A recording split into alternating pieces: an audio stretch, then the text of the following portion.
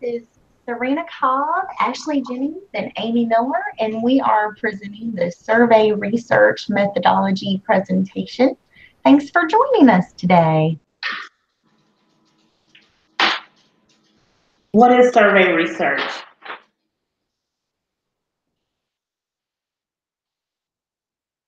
Survey research involves collecting data to test hypotheses or to answer questions about people's opinions on some problem or issue. When is the method used? This type of research is used when researchers want to gather information about a group's beliefs, attitudes, behaviors, or demographic composition. How is it used and what types of questions will it answer? How it is used is that first, you determine the focus or the problem. You construct an instrument for data collection. You ask participants a set of questions, conduct follow-up activities or tabulate responses, analyze the results, and then write the report. The type of questions it will answer: how would you rate the quality of team building professional development within your school? How do middle school students perceive their school? Do parents of high school students feel included in the decisions at their child's school? Do sixth grade students feel that advisors are helpful to their entry into middle school? How do female valedictorians feel about gender equality?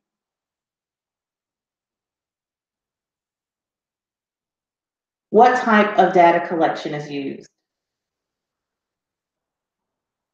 Surveys are used to collect quantifiable information during the survey research method.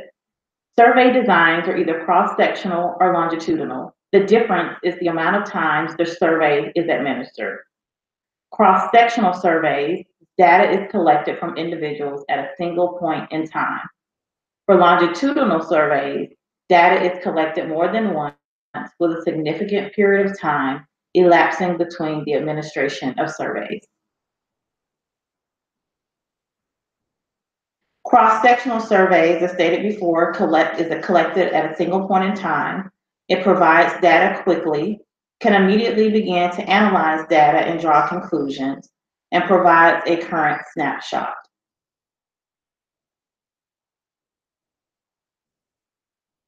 There are 4 types of longitudinal surveys, and they require commitment over time. The first type of longitudinal survey is a trend survey. These are surveys that examine changes over time in a particular population defined by some particular trait or traits, such as 5th graders or 12-year-olds. For example, a researcher may analyze changes in the beliefs of 5th graders over time. The researcher may study the researcher may study what are the beliefs of the 5th graders in terms of promotional policy of Georgia milestones. The researcher would select a group of 5th graders and then select another group of 5th graders each successive year until the study is complete. Another type of longitudinal survey is the cohort survey. These surveys involve one population selected at a particular time period, but multiple samples taken and surveyed at different points in time. For example, a researcher may choose female valedictorians of 2020.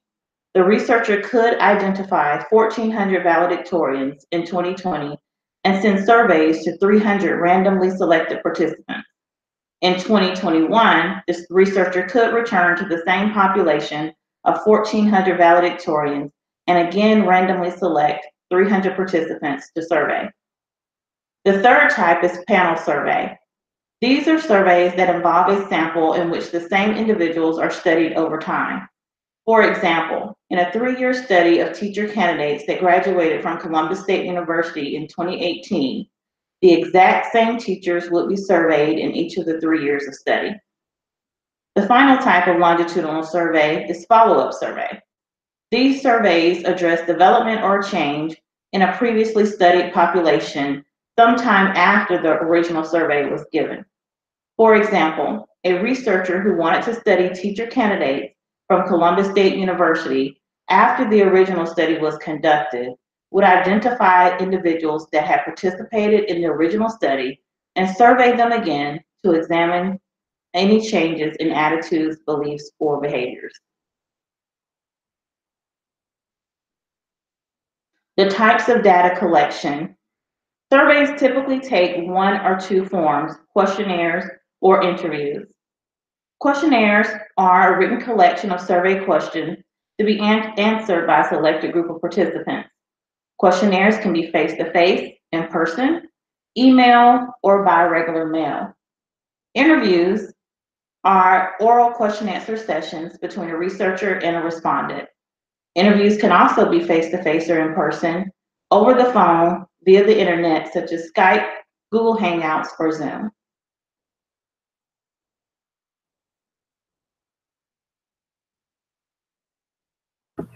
Okay. Type of data analysis is most appropriate. So for survey research, the most appropriate form of data analysis is a questionnaire. It's a collection of survey questions that are answered by a selected group of participants, usually in written form. As previously mentioned, one type of questionnaire is an interview, which is a spoken researcher and participant to receive answers to the questions to the survey and out instead of having the survey emailed or mailed. They're written out. In most circumstances, the questionnaires are emailed or where they fill it out and then send it back to the researcher. The great thing about this method of questionnaire is that you can send out a lot of them rather inexpensively, and you can get usually a large sample to work with if people respond and send back people. But you can't develop a rapport with the participant and you can't dive deeper into your questions. But the most appropriate is the questionnaire, which, as mentioned before, you can give to people over the phone through an interview or face-to-face in an interview, or send them just a simple survey to fill out. How do you ensure reliability and validity with this method? So one way to ensure reliability and validity with survey lies primarily in how you collect the data. Like data for survey research by sending out the survey, you can email, you can send it by traditional mail, you can telephone, interview, or personal administration. Telephone and interview, you can bring those two together and interview somebody through the telephone. Email is quick. I'm just going to give some pros and cons of each. Email is quick and inexpensive, but maybe not everybody has an email.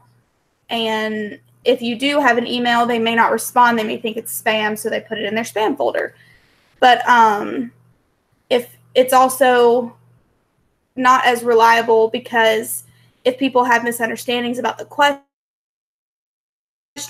cause some validity issues. Were they really answering it to the best of their knowledge?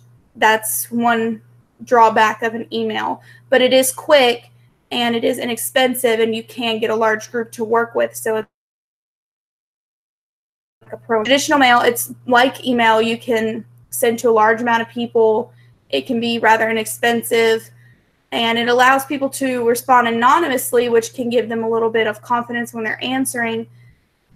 And but that can also lead to people who get it and they don't understand the questions that are being asked. So again, are their answers valid? It's also a bigger issue with email and mail for people who can't read. If they can't read, they can't answer the questions, so it's kind of, you can't target those people. Telephone calls are a great way for quick data collection. You can reach a wide range of participants that help you answer your questions over the phone. However, it can also still be difficult to get in-depth data because not a lot of people may want to stay on the phone for as long as it takes to get in-depth with it. But those people that do want to stay on the phone, they can get in depth with it, so it'll be good that way too. And the personal administration is like when you see somebody taking a survey and they're standing in a particular location like Walmart or maybe a university. And this does allow researchers to gain a rapport with people. It allows them to dig deeper into the questions of somebody. If they ask a question and the participant doesn't understand it, then they can explain it to them, making the validity, it can make it more valid. They actually understand what they're being asking so they can answer it correctly. Which is sort of like an interview, which interviews can be over the phone. It can be in person. But with interviewing, it's kind of time consuming. You have to have people who are trained to interview. So is it a reliable method to train somebody to go out and interview people, and hopefully those people have the time to be interviewed and they're not going to rush through the questions or the survey that they're being asked. So there's definitely pros and cons for all of the methods.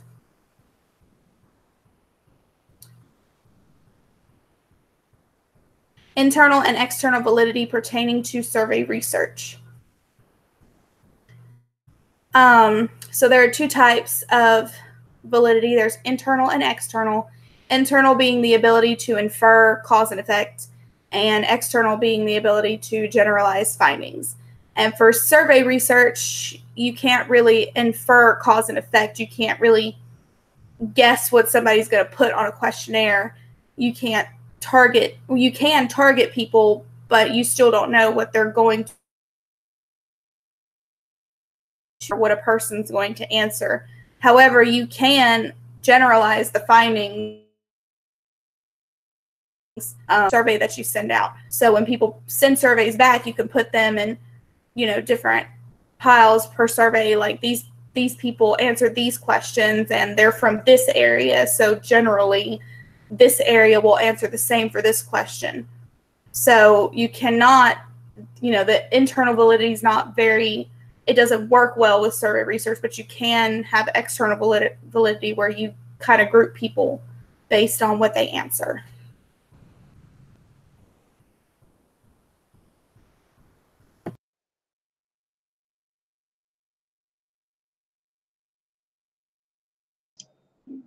Okay, examples of survey research. All right, so I picked a couple of articles to go over today to give you a couple of examples of survey research. The first one is about teacher salaries, and I picked this little image over here. I became a teacher for the money and the fame, which we know is a joke. Teacher satisfaction with salary and current job was the title of this study. The participants were teachers from all 50 states and the District of Columbia. The questions that that were asked were, are public school teachers satisfied with their teaching salary, and does it vary by school and teacher characteristics? And then how does public school teachers' satisfaction with their jobs vary by their satisfaction with their salary? And the findings were interesting. So for the first question, only 45% of teachers nationwide are satisfied with their salaries, which is not a big shocker. But what was interesting was the trend for the second question, that teachers were not satisfied with their salaries, were also facing job difficulties such as stress, thoughts of transferring to other schools, or leaving the profession altogether. The study used survey research by adding this to the teacher questionnaire, and it was included in the 2015-16 National Teacher and Principal Survey. Yep. All right, so our second survey research is a hot button issue. It is guns in schools. And they picked a handy dandy title called The Fourth R, Revolvers, Principal Perceptions Related to Armed School Personnel and Related Legal Issues. I thought this was interesting because, like my friends were talking about earlier, the bias that sometimes is reflected in studies, especially surveyors can also be biased. It was just interesting because the participants were 19 principals, and what I'm going to talk about in a minute is like the rule of thumb when it comes to survey research. You've got to make sure that your sample size is a decent size. They sent this particular study, to 40 schools, and only 19 principals responded. The breakdown is 15 elementary principals, 2 middle, and 2 high schools. The gender was pretty even kill. We had 10 females and 9 males. And then the questions were based on how do principals feel about arming educators. The first one was like a rating scale. How safe do you feel your school is? The second one was, to what extent do you worry about an incident like that in Newtown, Connecticut, occurring in your school? Oh, so sad. Number 3 was, if an armed intruder were to enter your school, do you feel confident that the precautions your school has in place are adequate? Number 4, other than a licensed law enforcement officer, would you feel comfortable having other school personnel armed? Number 5 and 6 were listing the advantages and disadvantages to having armed educators in the school. And I thought it was interesting because even the wording is a little different on these two. For advantages, it would be an armed educator, as in one. And then the disadvantages would be imagining a whole horde of armed teachers, which is just kind of interesting. The study used survey research by mailing their questionnaires, including scales, like that first one, the rating, yes or no responses, and then short answers. Their findings, shock and dismay, were that the principals strongly opposed the notion of arming educators. To continue. All right, so our final article was another issue that comes up in education all the time, recess time, the perceptions of the effect of recess on kindergartners. The participants in this activity were parents, teachers, and college students. The questions were, how does active time outside benefit an individual's mood or performance? What positive effects on behavior do you see in students after recess? And how important is outdoor play or recess for children during their school day? The survey used survey research by using a tool called SurveyMonkey. It is an online research survey research tool. And they also did in-depth interviews to expand on the survey responses. So the findings were pretty similar across the board. The college students reflected on their time in kindergarten, enjoying their recess. They perceived that recess was a positive experience, and it should be utilized to help students be more relaxed and ready to learn. Teachers believe that there are benefits to extending the recess beyond 15 minutes a day. That's the same in my county, actually. I could see a benefit in extending the recess for longer than 15 minutes. Yep. They included conflict resolution skills, mood lifting, and focus. Parents agreed with both of the former groups, and they also mentioned developing healthy lifestyles. So all 3 wonderful examples of why recess is a great thing. We should have more of it. Yay. All right, so moving on, our pros and cons of survey research. The pros regarding the use of survey research is the opportunity to gain insight about a group's opinions, behaviors, or demographics. Mostly, it provides immediate feedback. Even with longitudinal surveys, you can analyze data each time it's collected. Online resources make it a simple process to create questionnaires or questions and tools. Large amounts of data at usually a low cost, so you get a lot of bang for your buck. All right, and the cons regarding the use of survey research. You have limited samples, just like that gun article that we pulled. The rule of thumb, again, is the response rate needs to be at least 50% or greater. Potential bias, surveyors can also be biased. So sometimes you can make the research lean the way you want it to lean. Opinions can sometimes be inconsistent through just examples like persuasion, environment, current events. I mean, like your environment definitely can sway your opinion. And last but not least, poorly constructed questions. Answers really need to represent what the participants are trying to convey with their responses. And here are our references. If you would like to check out any of our handy dandy articles that we put together for you guys. And here are our image references. So if you would like to use any of our research or our images used in our presentation today, you can see the link right before you. Thank you so much for watching. Have a good one.